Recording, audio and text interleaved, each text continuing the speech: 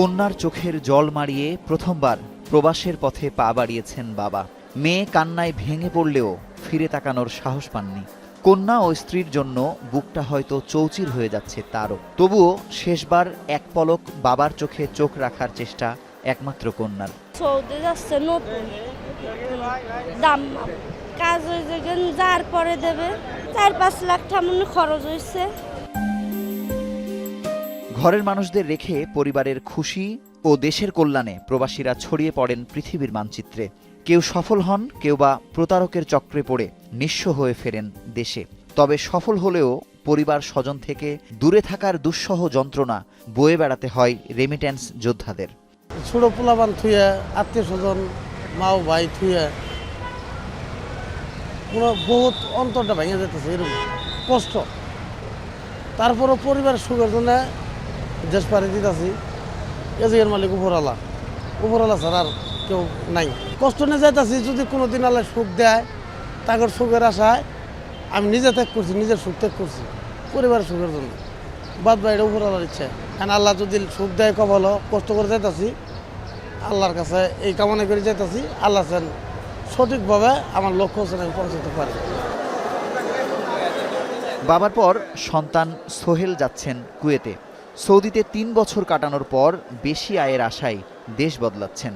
আলাপচারিতায় জানা গেল তার বংশেই 30 জনের বেশি প্রবাস জীবনে রয়েছেন, যাদের প্রতিটি পরিবারই অর্থনৈতিকভাবে সমৃদ্ধ হয়েছে। ফসল করতেছে, কেউ বাড়ি করতেছে, কেউ ভাই বারাদার বাহিরে বাড়াইতেছে, এরকম কিছু। ব্যাংকে টাকা বাড়ায়, এমনি ব্যাংকে আর বিকাশ। কোন ইমার্জেন্সি হইলে বিকাশে বাড়ায় দেয়, আর এমনি হইলে ব্যাংকে ছেড়ে দেয়। মোটামুটি ভালোই ছিলাম, ওখানে প্রতি মাসে 50,000 টাকা কামাই করতাম, এটা পাঠাতাম, আমার ফ্যামিলি চলতো।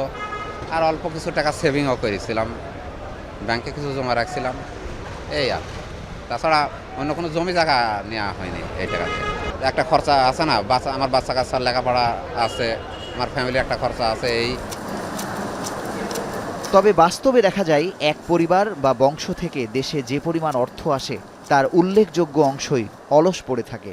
অথচ অন্যদিকে প্রতি বছর সরকার তার বাজেটের ঘাটতি পূরণ ও রাষ্ট্রের উন্নয়নে ব্যবহৃত অর্থের বেশিরভাগই দেশি বিদেশি ঋণের মাধ্যমে পূরণ করে থাকে।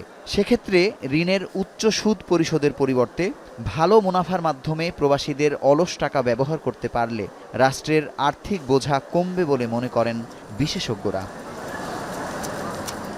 বিয়ের জন্য খরচ হচ্ছে, পারিবারিক অনুষ্ঠানের জন্য খরচ হচ্ছে, বেড়ানোর জন্য খরচ হচ্ছে, এটা একটা বড় খরচ।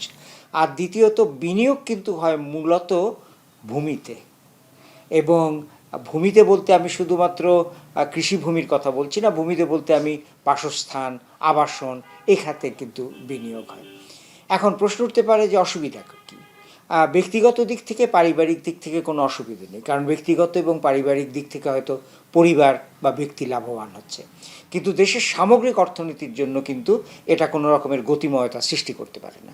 ধরা যাক এই টাকাটা এসে যদি কোনো শিল্প খাতে কিংবা কোনো ক্ষুদ্র এবং কুটির শিল্প খাতে যদি বিনিয়োগ করা যেত, তাহলে কিন্তু সেখান থেকে একটা আয় হতো, সেখান থেকে একটা কর্মনিয়োজন হতো, সেখান থেকে একটা গতিময় ব্যবস্থা হতো। যারা বাইরে থেকে অর্থ পাঠাচ্ছেন তাদের সঙ্গে ক্ষুদ্র এবং কুটির শিল্পে যারা নিয়োজিত আছেন দেশের মধ্যে, তাদের মধ্যে একটা সংযোগ করে দেওয়া, এবং এই সংযোগ করে দিলে পরে ওই সমস্ত লোকজন কিন্তু তখন আমাদের শ্রমিকদের বলতে পারবেন যে আমার প্রতিষ্ঠানে বা আমার শিল্প উদ্যোগে একটা বিনিয়োগের সুযোগ আছে, আপনি এটা গ্রহণ করবেন কিনা। সুতরাং অনেক রকমের পন্থা এবং পথ আছে, এগুলো ভাবলে আমার মনে হয় যে এটার বড় অংশই রাষ্ট্রের কাজে ব্যবহার হয়। কারণ কথাটা হচ্ছে যে আমাদের তো উন্নয়ন প্রকল্পের জন্য, উন্নয়ন কর্মসূচির জন্য অর্থের প্রয়োজন। তার একটা অর্থ আসে আমাদের নিজস্ব দেশজ উৎস থেকে, সেটা আমরা জানি। আরেকটা অর্থের উৎস হচ্ছে বাইরের। এই যে একটা কথা বারবার আমরা বলছি যে পরোক্ষ করের উপরে আমরা নির্ভর করছি বেশি, মূল্য সংযোজন কর বা অন্য রকমের শুল্কের উপরে, কিন্তু প্রত্যক্ষ কর এটার উপরে আমাদের নির্ভরতা কিন্তু কম। এখনও বাংলাদেশে কর জাতীয় আয়ের অনুপাত মাত্র 8% মতো, যেটা উন্নয়নশীল দেশে 15, 16, 17% হতে পারে। সুতরাং প্রত্যক্ষ কর বাড়ানোর জন্যে এই যে আয়কর বাড়ানো বা ধনিক শ্রেণী আছে তাদের উপরে কর বাড়ানো, এটা কিন্তু এখন পর্যন্ত আমরা করছি না। না করার ফলে যেহেতু দেশজ উৎসের থেকে অর্থ আহরণ সরকারের জন্য রীতিমতো আমি বলবো যে অসুবিধাজনক, তখন সরকারকে এই যে যে প্রেরিত অর্থ তার উপরে নির্ভর করতে হয়।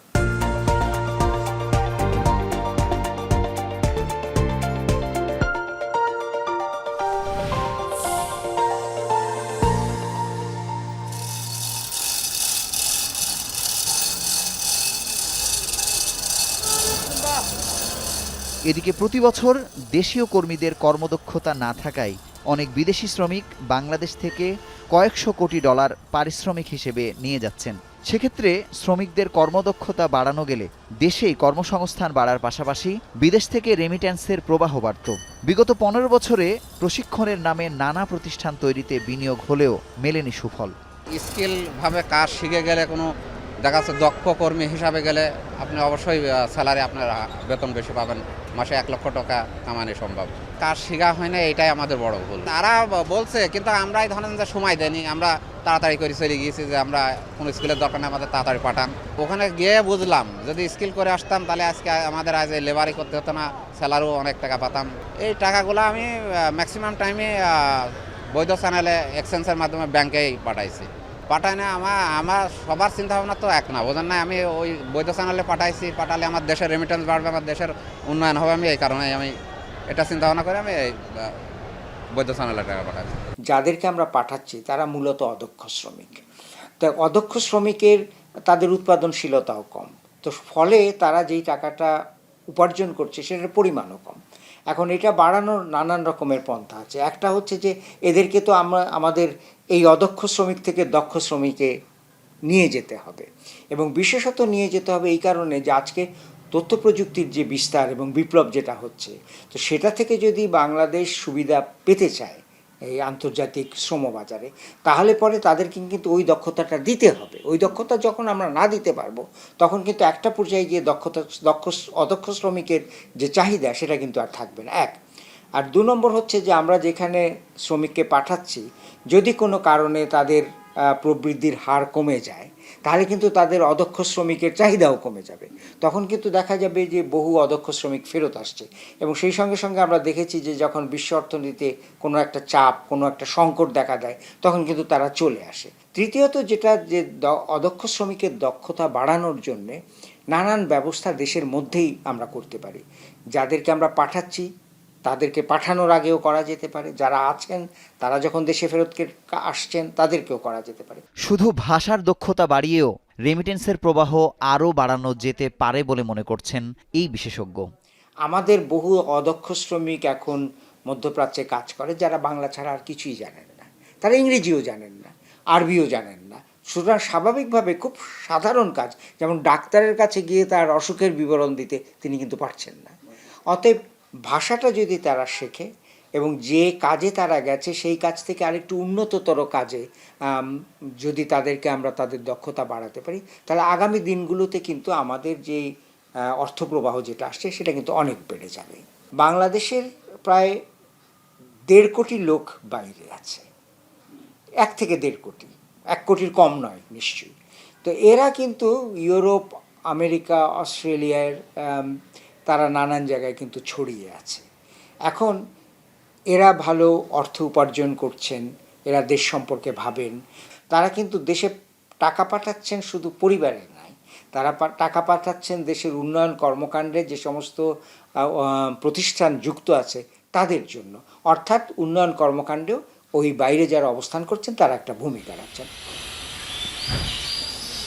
প্রবাসী অধ্যুষিত সিলেট অঞ্চলে 20 লাখেরও বেশি প্রবাসী রয়েছেন। প্রতি বছর অন্তত 20,000 কোটি টাকা দেশে পাঠান তারা। অথচ এই বড় অঙ্কের টাকা দেশে এলেও অধিকাংশ ক্ষেত্রে তা খরচ হয় অনুৎপাদনশীল খাতে। বিশেষজ্ঞরা বলছেন এই রেমিট্যান্সের কল্যাণমুখী ব্যবহার না বাড়ায় বাড়ছে না কর্মসংস্থানও। এটা বাংলাদেশে এটা আছে বটে যে রিমিটেন্স আর্নার্স বন্ড বলে একটা কনসেপ্ট আছে, কিন্তু সেটা খুব বেশি প্রচার নেই এবং এটা জনপ্রিয়তা খুব বেশি পাচ্ছে না। হয়তো এরকমও দেখা যায় যে একজন ব্যক্তি বা ব্যক্তিবর্গ তার এই মুহূর্তে টাকা দরকার নেই, কিন্তু তার বিদেশে ভাই বোন তারা টাকা পাঠিয়েছেন, এই টাকাটা নিয়ে তারা অনুৎপাদনশীল অনেক খাতে হয়তো তারা বিনিয়োগ করছেন বা টাকাটা হোল্ড করছেন, পকেটে জমা করছেন বা সিন্দুকে রাখছেন, অথবা এমন কোনো একটা জমি কিনলেন যে জমিতে তার আসলে আগামী 10 বছর ধরে কোনো রিটার্ন আসবে না। অথবা ফ্ল্যাট কিনলেন, যে ফ্ল্যাটটা বুকিং দিলেন, কিন্তু সেখানে হয়তো এখান থেকে কোনো রিটার্ন পাচ্ছেন না। তো সুতরাং এরকম অনুৎপাদনশীল যে বিনিয়োগগুলো আছে সেখান থেকে সরকার চাইলে ইজিলি ব্যাপক প্রচার প্রপাগান্ডার মাধ্যমে এগুলো উৎপাদনশীল খাতে হয়তো বিনিয়োগের ব্যবস্থা করতে পারে। আমরা দেখছি প্রবাসীরা অনেক কিছু করতে পারেন। আমেরিকাতে আমি থাকি, ওখান থেকে রেমিটেন্স, যদিও দেখলাম যে গত বছর আমেরিকানরা মিডল ইস্ট থেকে বেশি রেমিটেন্স পাঠিয়েছেন, কিন্তু আমেরিকানরা রেমিটেন্স পাঠায় তাদের ব্যবসার জন্য বা তাদের বাড়ি করার জন্য, ফ্যামিলির জন্য খুব কমই পাঠায়, কারণ সবার ফ্যামিলি চলে গেছে ওখানে। আমরা যেটা দেখছি যে এখানে রেমিটেন্স না, যে বাংলাদেশের সাথে আমেরিকার যে ব্যবসায়িক সম্পর্ক, ওটা কিন্তু আরও উন্নত করা যায়।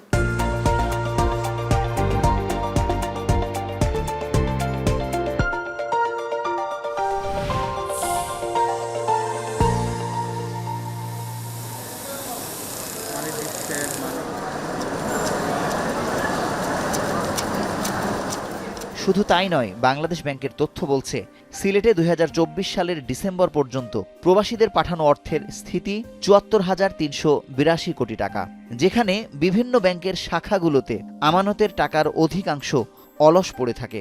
এই অলস অর্থের পরিমাণ দিন দিন বাড়লেও শিল্প খাতে ব্যাংকগুলোর বিনিয়োগ হতাশাজনক। তবে সিলেটেই যে পরিমাণ অলস টাকা পড়ে আছে তা দিয়ে এই অঞ্চলের আশানুরূপ উন্নয়ন নেই বলে মনে করছেন বিশেষজ্ঞরা। আমাদের যে ডিপোজিট বা লেন্ডিং ডিপোজিট রেশিও, এটা আমাদের মাত্র 0.22 থেকে 0.25 পর্যন্ত থাকে।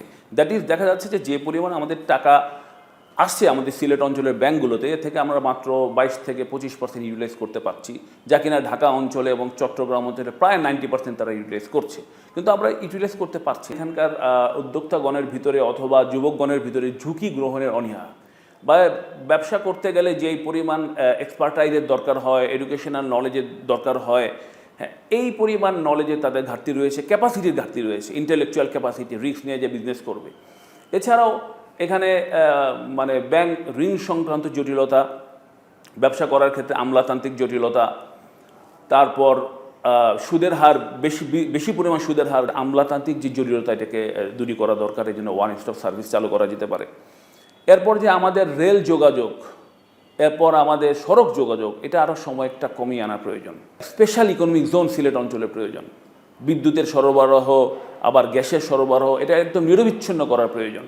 বিভিন্ন ট্রেনিং সেন্টারের মাধ্যমে লোকজনকে মানে স্পেসিফিক একটা সেক্টরের জন্য ট্রেন আপ করা দরকার। তো এগুলো যদি আমরা করতে পারি, আমার মনে হয় দীর্ঘমেয়াদে একটা সময় এসে আমাদের সিলেটে বিনিয়োগ হবে এবং আমাদের অলস যে অর্থগুলো পড়ে আছে এগুলার সঠিক ইউটিলাইজের একটা সুন্দর সুযোগ হবে বলে আমি ব্যক্তিগতভাবে মনে করি। এই যে হুন্ডির ব্যবসার কারণে মধ্যপ্রাচ্য থেকে যে অর্থপ্রবাহটা আসে তার একটা বড় অংশ কিন্তু তারা কেটে নেন, এবং এটা অনেক সময় যারা পাঠান তারাও ধরতে পারেন না। এখন এটাকে যদি আমাদের রোধ করতে হয় অপচয়কে, তাহলে প্রক্রিয়াটাকে অনেকটা প্রাতিষ্ঠানিক করতে হবে। এটার জন্য এমন হয়তো ব্যাংকের মধ্যে একটা বিশেষ ব্যবস্থা থাকতে পারে, যেটা অনেক ব্যাংকেই এখন আছে, যে বাইরে যদি কারো ডলার অ্যাকাউন্ট থাকে তাহলে তারা সেখান থেকে সরাসরি টাকাটা পাঠাতে পারেন। তো এটার জন্য হয়তো সেই ব্যাংকে সেই রকম একটা প্রক্রিয়া হতে পারে। দ্বিতীয়ত, শ্রমিক যারা আছেন তাদের একটা শিক্ষার ব্যাপারও আছে, যেটাকে আমি বলি যে প্রায়োগিক একটা শিক্ষা, যে কী করে কম্পিউটার ব্যবহার করতে হয়, কী করে টাকাটা পাঠানো যেতে পারে, কত নিরাপদে এটা করা যেতে পারে, তো এই একটা ব্যাপার। এদিকে বিশ্বে যুদ্ধ, বিগ্রহ, অর্থনৈতিক দুরবস্থা এবং প্রেসিডেন্ট ডোনাল্ড ট্রাম্পের নতুন নীতির জন্য ব্যাপকভাবে ক্ষতিগ্রস্ত বাংলাদেশ। ইউএসআইডির তহবিল স্থগিতে ইতিমধ্যেই 327টি এনজিওর চাকরি হারিয়েছেন অন্তত 10,000 কর্মী। থমকে গেছে শিক্ষা, স্বাস্থ্যসহ নানা ধরনের কার্যক্রম।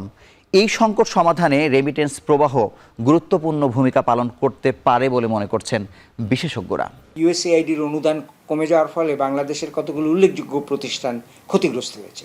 তো এই জাতীয় প্রতিষ্ঠান যেগুলো আমাদের গবেষণায়, যেগুলো আমাদের উন্নয়নের সঙ্গে সম্পৃক্ত, তাদের সঙ্গে একটা সরাসরি একটা সংযোগ তৈরি করেন এবং এই অর্থটা পাঠানোর ব্যবস্থা করেন, তাহলে পরে কিন্তু আমাদের যে উন্নয়ন কর্মকাণ্ড সামনে এগিয়ে যাবে। এখন প্রশ্ন উঠতে পারে যে এখানে দৃশ্যমানতা কতটা থাকবে, জবাবদিহিতা কতটা থাকবে, এই অর্থের ব্যবহার কিভাবে হবে, সেই বিষয়গুলো আমার মনে হয় প্রায়োগিক বিষয়, সেগুলো আরও চিন্তাভাবনা করে দেখা যেতে পারে। এ ব্যাপারে সরকারের সাথেও আলাপের একটা প্রয়োজন আছে, কারণ যে কাঠামোর মধ্যেই আমরা কাজ করি না কেন, এটা একটা সরকারি অনুমোদনের প্রশ্ন আছে, বিধিনিষেধের প্রশ্ন আছে। আশার খবর হলো চলতি অর্থবছরের প্রথম 7 মাসে রেমিট্যান্সের আয়ে সৌদি আরবকে ছাড়িয়ে গেছে যুক্তরাষ্ট্র। এই বাস্তবতায় প্রয়োজন না থাকলেও নিজ এলাকার বা অর্থ সাহায্য বন্ধ হয়ে যাওয়া প্রতিষ্ঠানগুলোতে রেমিট্যান্স পাঠালে ঘুরে দাঁড়াবে সেবা খাত। এক্ষেত্রে যুক্তরাষ্ট্রের সবাইকে বছরে অন্তত $200 দেশে পাঠানোর আহ্বান জানিয়েছেন বাংলাদেশ আমেরিকান চেম্বার অব কমার্সের প্রেসিডেন্ট। আমরা যদি ফোকাস করি, যেমন আইসিডিডিআর একটা গ্রুপ, ঠিক এরকম বিভিন্ন গ্রুপ তাদের চাকরি চলে গেছে, তাদের দেশের কাজ দরকার, সরকারের পয়সা নাই।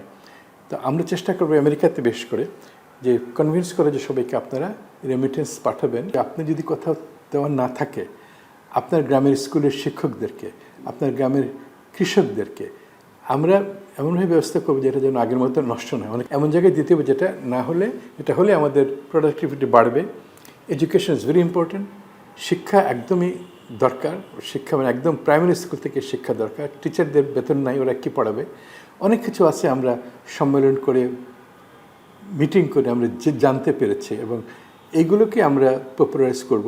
তাদেরকে ব্যাপকভাবে উদ্বুদ্ধ করা যেতে পারে যে তারা বাংলাদেশের শিক্ষা, স্বাস্থ্য, সংস্কৃতি, সমাজ বা গ্রাম উন্নয়নে, ইভেন শহর উন্নয়নেও তারা হয়তো ভূমিকা রাখবেন। ফর এক্সাম্পল, কোনো একটা বিশ্ববিদ্যালয়ে তারা একটা হল, হোস্টেল অথবা ক্লাসরুম বা ল্যাবরেটরি বা একটা মেডিকেল ইনস্টিটিউশন, হসপিটাল তৈরি করতে পারে।